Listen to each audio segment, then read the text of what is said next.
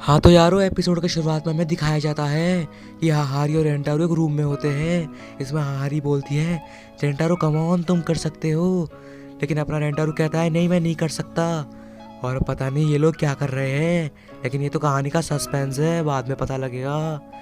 तो तभी हमें दूसरी तरफ दिखाया जाता है कि काराने और ये लोग जो यहाँ पे सब कार्ड्स खेल रहे होते हैं। और काराने कहती है कि हाकारी, तुम्हें नहीं लगता कि रेंटारो और तुम्हारी मम को कुछ ज़्यादा ही टाइम लग रहा है? इसी पे अचानक से हाकारी कहती है, कहीं वो कुछ गलत तो नहीं कर रहे। और तभी उसकी मॉम की चिल्लाने की आवाज़ आती है, जिस पे वो सब वहाँ भाग जाते हैं और देखते हैं। जिससे देख के वो शॉक हो जाते हैं कि रेंटारो ने एक लेडीज़ के कपड़े पहन रखे थे। अबे यार, मैं तो कुछ और ही सोच रहा था। अच्छा, तो उसकी मम्मी से लेडीज़ के कपड़े पहना रही थी। इसे देख के सब शर्मा जाते और कहता है, क्या बात है, आपने बहुत अच्छा काम करा हारी। और रेंटारो इन सबको देख के वहीं पे बेहोश हो जाता है। इसे देख के हारी कहती है कि हमें इसे उठाना पड़ेगा, और एक प्रिंसेस को उठाने के लिए कोई प्रिंस ही आएगा। और आई को एक प्रिंस में एकदम चेंज कर देती है और कहती है, अब इसे किस करो। इस पे आई रेंटारो को आके किस करती है। अरे इन पीछे वालों को देखो, लगता है यहीं आके खा जाएंगे।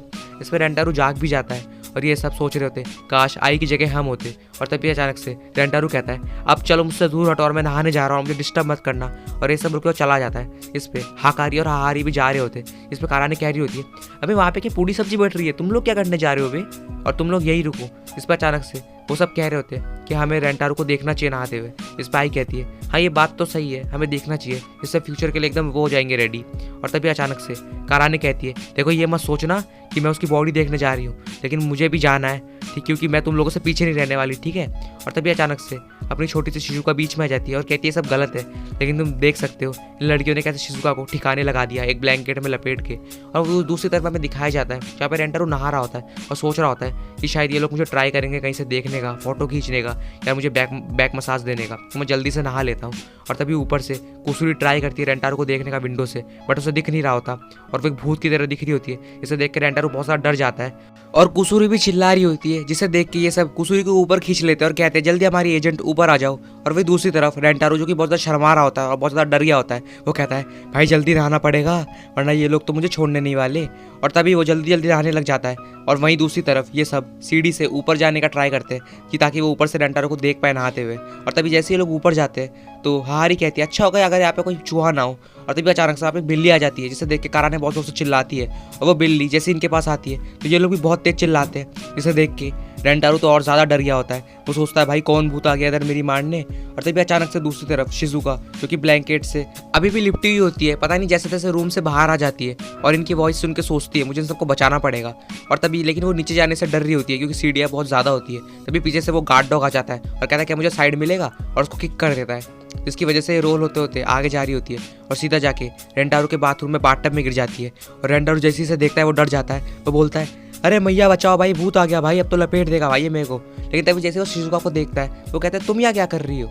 जब शिजुका उसे कहती है कि मैं तो यहाँ ऐसी आ गई थी। और तभी उसी वक्त रेंटारो का टावल नीचे गिर जाता है। मतलब भाई हो गया कांड। ये सब देख के शिजुका वहीं बेहोश हो जाती है।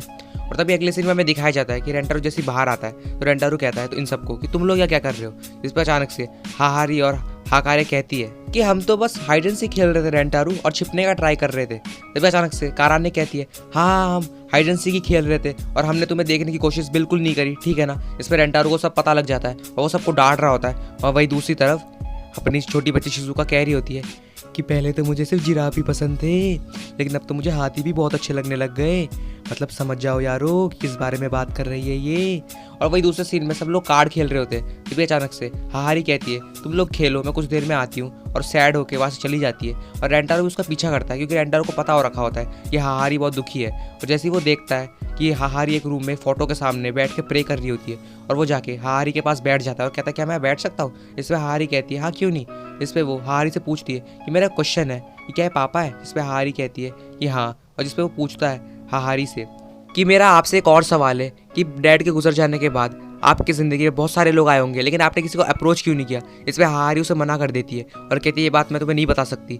जिस पे रेंटारो कहता है, मुझे पता है मैं एक टीनेजर हूँ, बट मैं आपका बॉयफ्रेंड भी हूँ और मैं आपको समझ सकता हूँ, तो आप मुझे सारी बातें बता सकती है। इस पर हाहारी कहती है कि उनके गुजर जाने के बाद कि मुझे किसी और से कभी प्यार नहीं हुआ और वो तुम हो जिससे मुझे ये सब हुआ है, और ये सब बहुत ज़्यादा गलत है, मुझे ये सब नहीं करना चाहिए और मैं बहुत बेकार हूँ। इस पर अचानक से रेंटारो से हक कर लेता है और कहता है, प्लीज़ आप अपने आप को दोष मत दीजिए, आपकी इसमें कोई गलती नहीं है। और किसने कहा कि प्यार सिर्फ एक ही जने से होता है, और मैंने आपको मना नहीं किया कि आप उनसे प्यार ना करें, आप हम दोनों से कर सकती हैं, मुझे इसमें कोई दिक्कत नहीं है। और एक और चीज़, अगर कभी भी आपको लगे कि मेरे लिए आपका प्यार कम हुआ है तो आप मुझे आके बता सकती है और मैं भी ऐसा ही करूँगा।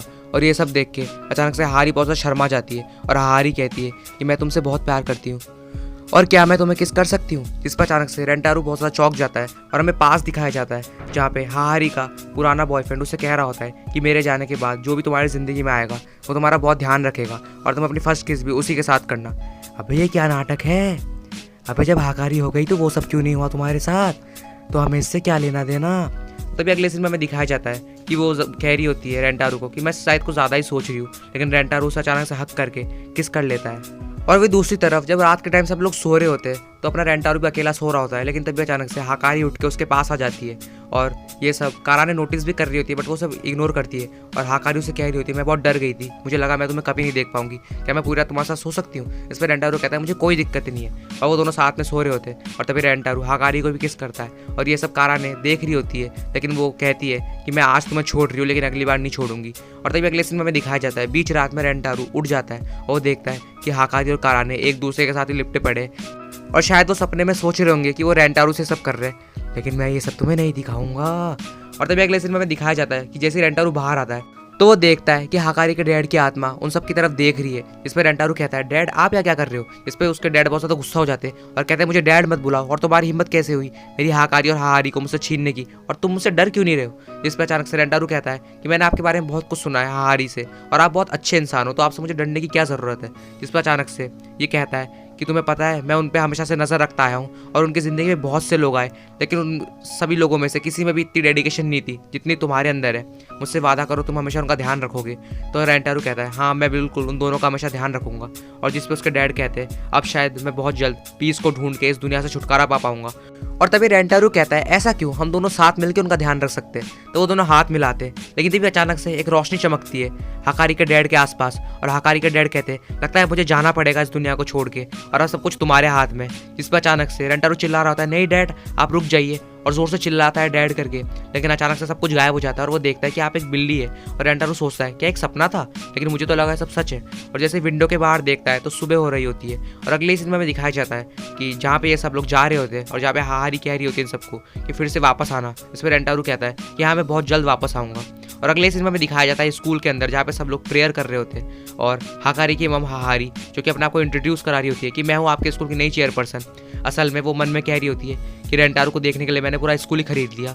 अरे हाँ तेरे पास तो अंधा पैसा है ना, मुझे भी दे दे थोड़ा सा। तभी अगले सीन में दिखाया जाता है कि ये सब देख के हाकारी और कारा ने बहुत ज़्यादा चौंक जाती है और दूसरी तरफ रेंटारू इनके घर के बाहर पहुंच जाता है इन्हें ढूंढने, जहाँ पे इनकी मेड कहती है वो तो पहले स्कूल चले गए जल्दी से भागो।